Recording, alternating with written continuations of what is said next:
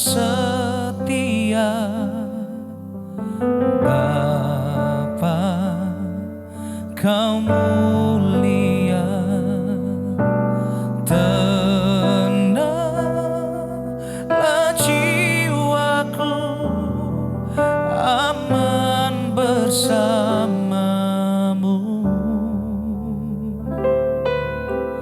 Lebih dari harta, Kaulah segalanya. Tenanglah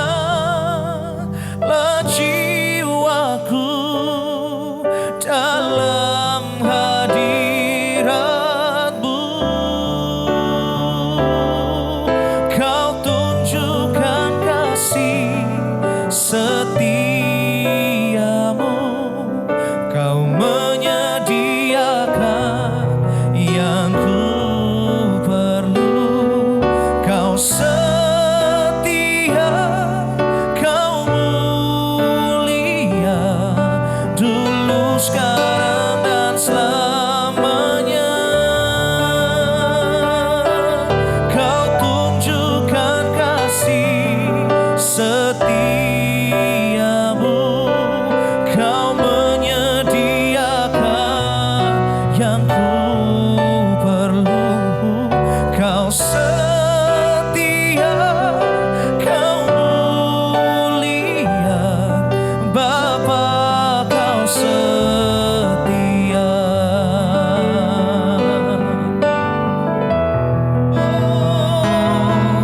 Kau tunjukkan kasih setiamu, Kau menyediakan yang ku perlu. Kau setia, Kau mulia, dulu, sekarang, dan selamanya. Kau tunjukkan kasih setiamu, Kau menyediakan yang ku perlu. Kau setia, Kau mulia, Bapa Kau setia.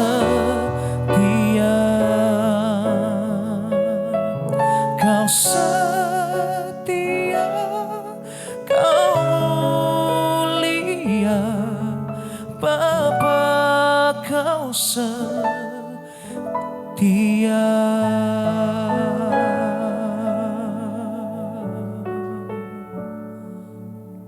Haleluya. Mari kita berdoa. Bapa kami yang ada dalam surga, Bapa yang baik yang kami kenal di dalam nama Tuhan Yesus.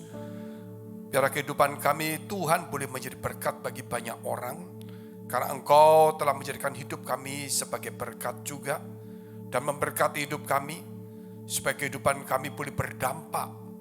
Tuhan, Engkau juga melindungi kami daripada si jahat. Engkau memagari kami supaya Tuhan, kami boleh dijauhkan daripada kuasa kegelapan, orang-orang jahat, bencana, sakit penyakit, dan wabah.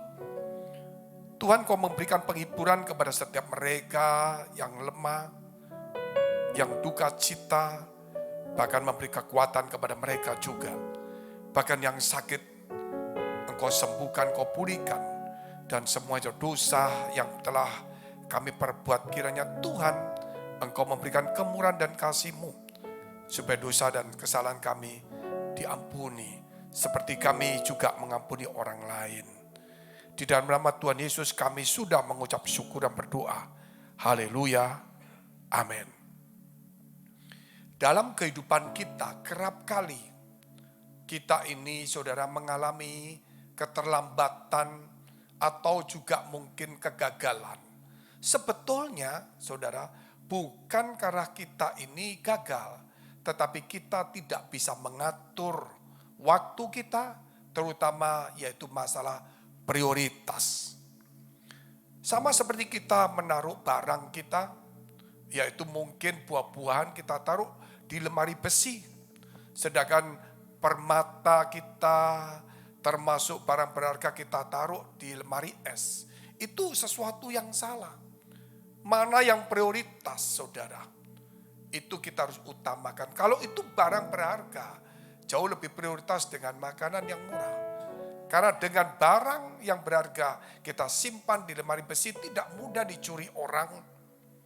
Dan itu pun seandainya makanan kita taruh di lemari es, seandainya ada sesuatu yang kelupaan atau rusak, kita bisa membeli dengan harta kita yang masih punya. Tetapi seandainya kalau harta itu kita hilang, makanan itu ada, saudara, kita tidak bisa membeli makanan kemudian. Oleh sebab itu hidup itu perlu ada prioritas. Saya tidak mengajar saudara untuk mengutamakan harta di dunia. Itu hanya satu contoh saja untuk prioritas. Tetapi apa yang Yesus katakan, apa yang diajarkan dalam kehidupan kita tentang prioritas.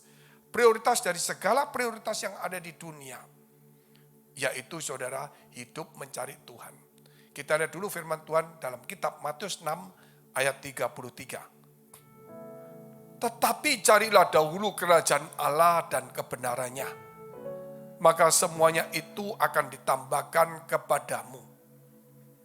Inilah prioritas yang Tuhan ajarkan di dalam firman Allah. Prioritas dari segala prioritas. Saudara mau mencari kesembuhan, mencari jodoh, jabatan, pekerjaan, apa saja yang saudara butuhkan di dunia ini. Mungkin saudara akan berkata, aku butuh uang supaya bisa beli rumah. Aku butuh penampilan supaya dipercaya orang. Aku butuh juga sesuatu yang menarik supaya aku dapat jodoh dan lain sebagainya. Aku butuh modal supaya kerja, enggak salah. Itu secara dunia. Tetapi kalau tidak ada hal itu, kita harus ada prioritas yang di atas prioritas itu. Yaitu carilah kerajaan surga dan kebenarnya terlebih dahulu. Maka semua akan ditambahkan kepadamu. Apa yang ditambahkan? Modal. Apa yang ditambahkan, saudara? Mungkin penampilan, kepribadian, ya mungkin teman-teman, sahabat. Apa yang akan ditambahkan? Berkat Tuhan, damai sejahtera. Walaupun kita punya modal banyak, kalau Tuhan tidak memberkati, kita akan habis. Walaupun kita penampilan kita bagus, mungkin apapun yang kita usahakan secara dunia itu cukup menjanjikan. Kalau Tuhan tidak mengendaki dan Tuhan tidak mengulurkan tangannya untuk memberkati kita, maka itu akan sia-sia. Sebab itu firman Allah harus kita simpan dalam hati kita sebagai harta yang paling indah, yang melebihi dari semua harta yang ada di dunia. Sebab itu adalah saudara, sumber dari segala yang ada di muka bumi ini. Saudara mau sembuh, cari Tuhan dulu. Saudara mau dapat damai sejahtera, mau dapat apa saja, saudara, cari Tuhan terlebih dahulu. Mungkin orang dunia berkata, itu salah, itu bodoh. Ya karena dia tidak mengerti saja. Mungkin orang dunia dan Kristen yang setengah-setengah dunia akan ngomong, nggak perlu kalau minggu ke gereja, kalau hari biasa kita boleh nipu. Nggak bisa, saudara. Sama seperti kita berkata begini, orang dunia ini, nggak perlu sekolah. Nggak perlu sekolah, kita pasti kerja bisa. Orang dunia tidak mengakui semua itu. Berkata harus sekolah. Mungkin ada orang yang setengah mengakui sekolah dan tidak mengakui. Sekolah saja, nggak pintar nggak apa-apa. Yang penting kita nanti ya kasih uang atau kasih sesuatu supaya naik kelas, saudara. Juga tidak berlaku. Kalau secara dunia kita melihat sesuatu itu kita prioritaskan. Demikian dengan kerajaan surga. Tidak bisa ditawar. Melebihi daripada kita bicara soal belajar, kuliah, sekolah, dan sebagainya. Sebab itu jangan saudara hidup ini apa yang benar saudara cari contoh yang salah. Justru saudara mendapatkan contoh di dunia ini, yang tadi saya katakan itu, kalau di dunia saja kita seperti itu, memprioritaskan sampai mengeluarkan harta kita, menjual rumah kita untuk membuat anak kita sekolah. Tetapi untuk gereja atau untuk cari Tuhan, kita tidak. Nah itulah sesuatu yang perlu kita rubah. Untuk mencapai sesuatu keberhasilan, mencapai sesuatu kesembuhan, prioritaskan Tuhan terlebih dahulu. Mari kita berdoa. Terima kasih Tuhan, Engkau memberkati, Engkau menguasai setiap kami, supaya firman Tuhan mengajar kepada kami, membuka pikiran kami, mengingatkan kami, bahwa kami butuh Tuhan. Tanpa Engkau, semua yang kami dapat, yang kami utamakan sia-sia. Karena Engkau adalah yang terutama dan yang utama. Prioritas dari segala prioritas yang ada di dunia. Di dalam nama Tuhan Yesus, kami sudah mengucap syukur dan berdoa. Haleluya. Amin. Hal yang kedua, saudara, kita mesti melihat, kenalilah dirimu sendiri. Banyak orang belajar ingin kenal orang lain. Ingin kenal dunia ini, dunia itu. Tapi dia tidak mengenali dirinya sendiri. Dia tidak tahu kemampuan dan kapasitasnya. Dia ingin bergaul dengan orang yang intelek, orang yang kaya. Tapi kelakuannya, hidupnya, gayanya tidak, saudara, sesuai. Bagaimana mungkin? Dia kenal orang yang hebat. Dia mengenali intelektual orang. Tapi dia belum tentu mengenali dirinya sendiri. Sebab itu firman Tuhan mengajarkan kepada kita, saudara, supaya kita belajar untuk mengenali diri kita sendiri. Terutama, saudara, kita tahu kemampuan kita, bagaimana kita harus meningkatkannya. Kita baca dulu Matius pasal 7 ayat ke-20. Jadi dari buahnya lah kamu akan mengenal mereka. Jadi saudara, orang akan mengenal kita juga dari buah kita. Saudara mengenal orang lain dari buahnya. Orang itu seperti ini, engkau melihat buahnya. Dan orang juga melihat kita dari buah kita. Tetapi yang lebih penting daripada itu, saudara, kenali diri kita sendiri. Apakah kita menghasilkan buah-buah yang baik dalam kehidupan kita? Buah sopan santun, ramah tamah, rendah hati, orang yang rajin, orang yang murah hati, saudara. Itu perlu. Kalau kita orang yang gak ramah, saudara, kita gak sopan, mana ada orang di dunia mau. Kalau kita gak rendah hati, menjadi musuh Tuhan. Kalau kita gak rajin, mana mungkin kita berhasil. Firman Tuhan berkata, jikalau kita tidak rajin, kita tidak akan berhasil. Orang yang rajin akan berhasil. Tetapi itu pun juga firman yang sudah Tuhan tuliskan. Jadi kalau kita percaya Tuhan, kita tetap harus rajin. Buahnya itu ada. Banyak orang yang di dalam Tuhan, tetapi saudara, dia tidak pernah menghasilkan buah-buah itu. Dia ingin kaya, dia ingin terkenal. Dia tidak mengenali dirinya sendiri. Dia tidak tahu kalau dia tidak rajin, tidak ramah, tidak sopan, tidak rendah hati, dan sebagainya. Sebab itu, kita perlu mengenali diri kita. Karena Tuhan telah mengubah kita, saudara. Seharusnya kita tahu harus ada perubahan. Yang harus kita tahu, itulah firman Tuhan. Mari kita dengarkan satu pujian.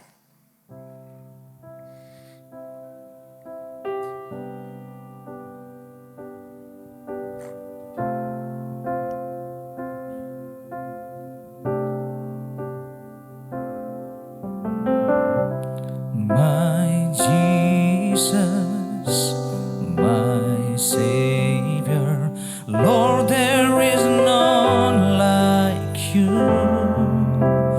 All of my days, I want to praise the wonders of your mighty love. My comfort,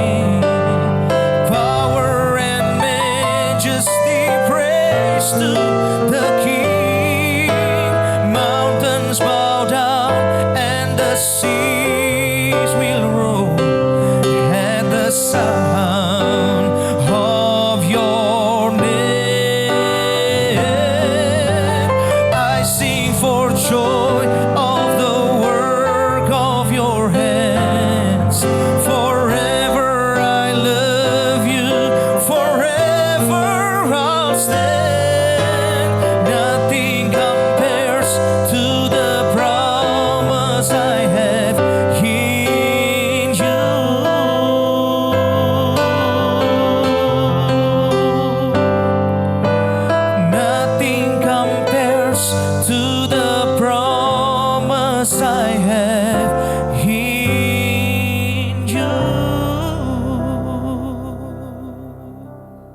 Haleluya, puji Tuhan. Orang yang bisa mengenali dirinya sendiri, pasti dia bisa mengenali lawannya. Orang yang bisa mengenali dirinya sendiri, dia pasti bisa mengenali kondisi sekitarnya. Dan pasti hidupnya akan produktif karena dia tahu kemampuan kapasitasnya. Contoh kita melihat bagaimana Daud. Dia mengenali dirinya sendiri. Dan dia mengenali Goliat. Goliat mengandalkan tombak, kekuatan, perisai, dan baju dan sebagainya. Tetapi Daud tahu mengenali musuhnya dengan kuat. Tetapi dia mengenali dirinya sendiri. Dia orang yang biasa, tetapi dia punya sesuatu, yaitu roh Tuhan, yaitu nama Tuhan, yaitu Tuhan yang membela dia, saudara. Kita tahu diri kita memang lemah. Kita kenali diri kita mungkin kurang bagus, kurang kuat. Justru kita harus, karena tahu itu, maka kita harus mengadopsi kekuatan Allah. Kita harus minta penyertaan Allah. Sehingga akhirnya apa yang terjadi kepada Daud, dia bisa mengalahkan Goliat karena dia tahu mengenal dirinya dan mengenali musuhnya. Sehingga dia tahu butuh kekuatan Tuhan. Sehingga dia berkata, engkau datang dengan ini tapi aku datang dengan nama Tuhan. Sehingga hidupnya menjadi produktif, saudara. Kerap kali banyak orang hidupnya, saudara, yang Kristen tidak produktif. Kenapa, saudara? Dia ingin mengambil ini, mengambil itu, mengalahkan ini. Namun kekuatannya, kemampuannya tidak ada. Dan dia tidak mau berubah. Dan dia tidak mau mengadopsi kasih, kuasa, dan karakter Tuhan. Kalau dia tahu dirinya, dia pasti akan meminta kuasa Tuhan, penyertaan Tuhan. Sehingga dia produktif. Kita lihat dulu firman Tuhan, Matius pasal 3 ayat 8. Jadi hasilkanlah buah yang sesuai dengan pertobatan. Inilah yang saudara kita butuhkan. Kenali diri kita. Dan jadilah, yaitu kehidupan kita yang produktif. Jangan yang tidak produktif.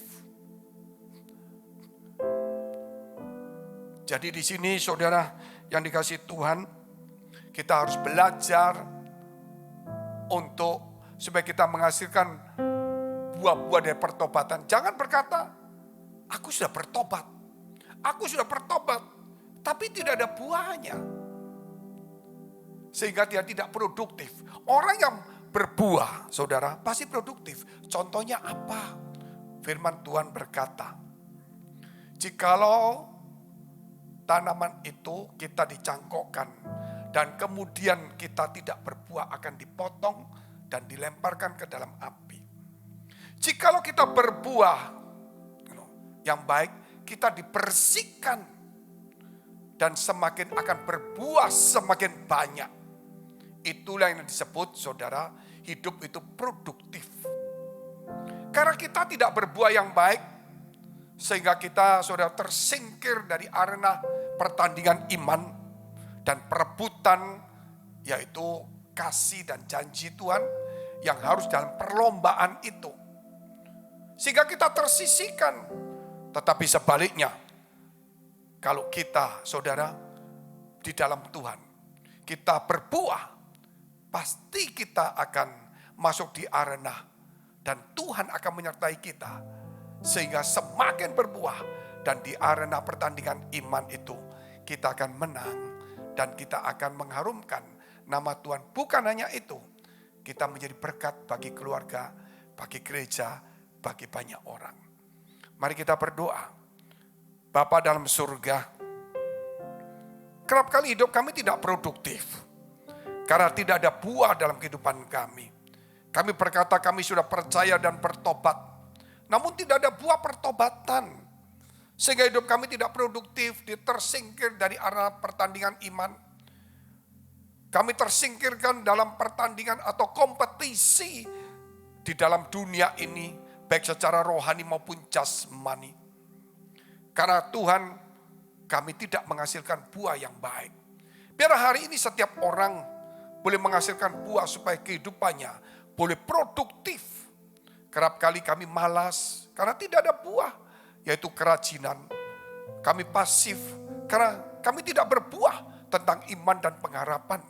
Sehingga kami tidak kuat, tidak punya semangat, tidak punya roh menyala untuk menggapai janji-janji Tuhan dan hidup dalam kemenangan.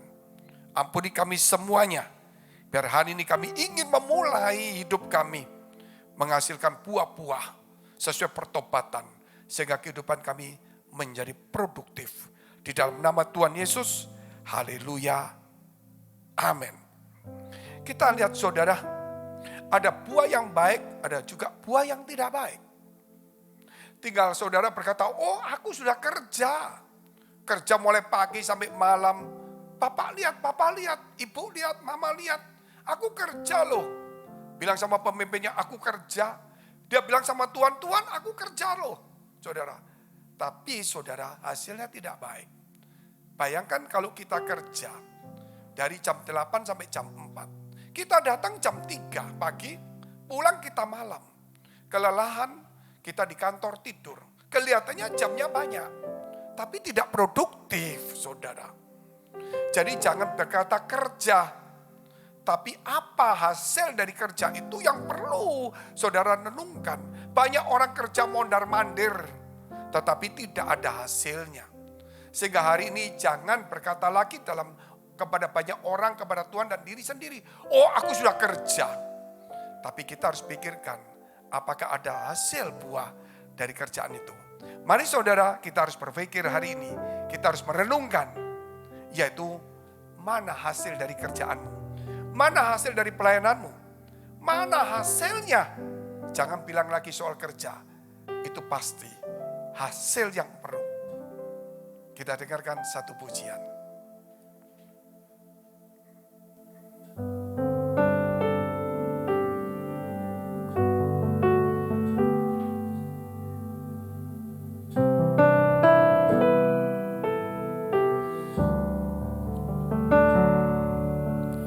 Betapa ajaib dan dahsyatnya Tuhan kejadianku.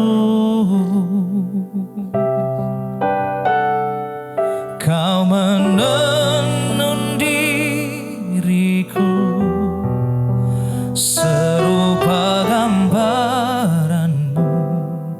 Oh, sungguh berharga di matamu Tuhan kehidupanku.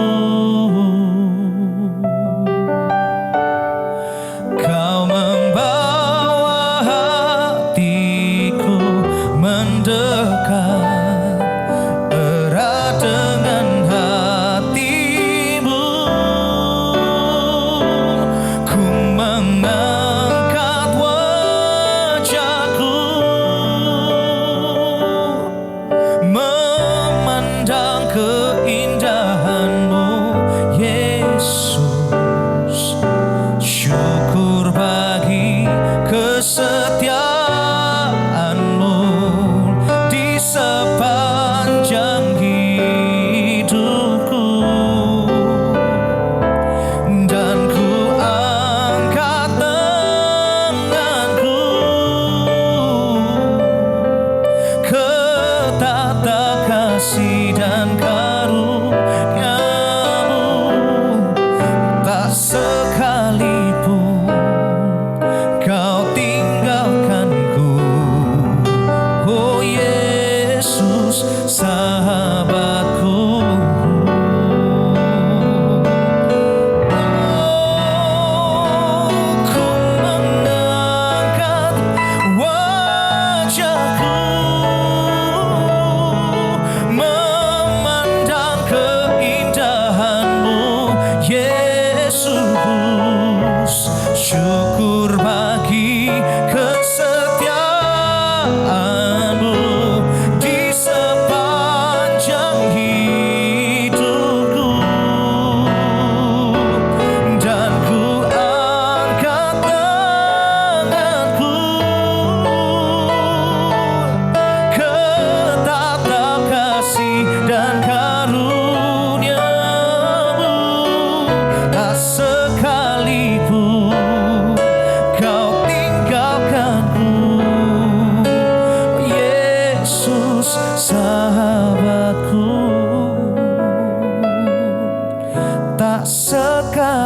sekalipun kau tinggalkanku, Yesus sahabatku.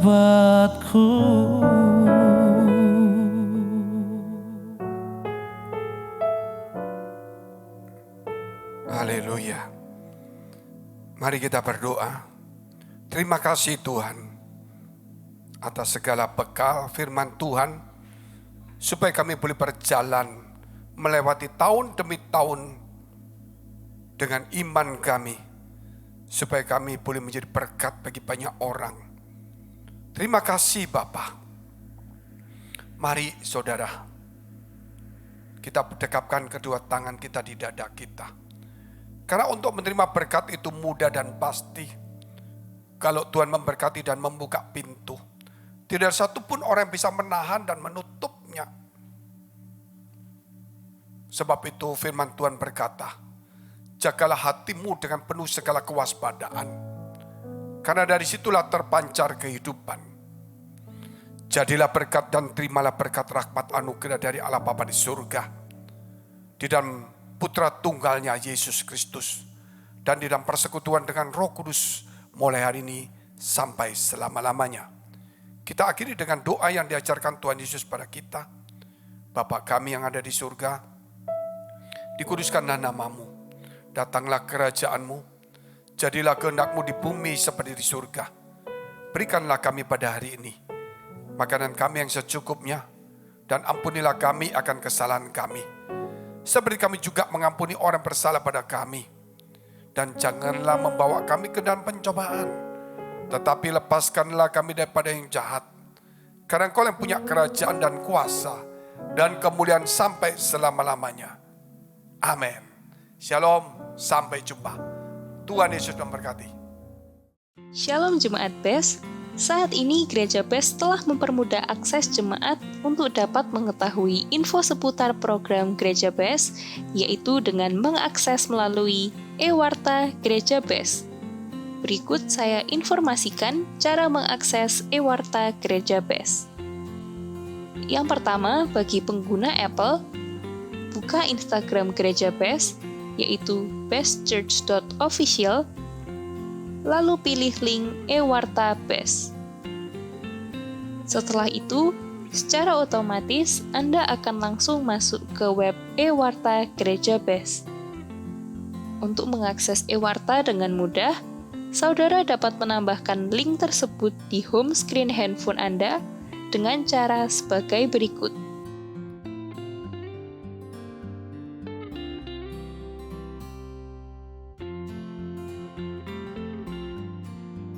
Sekian tutorial akses e-warta bagi pengguna Apple. Bagi Anda pengguna Android, saya pandu untuk akses via Android sebagai berikut. Buka Instagram Gereja BES, yaitu bestchurch.official, lalu pilih link e-warta BES. Setelah itu, secara otomatis Anda akan langsung masuk ke web e-warta Gereja BES. Untuk mengakses e-warta dengan mudah, saudara dapat menambahkan link tersebut di home screen handphone Anda dengan cara sebagai berikut.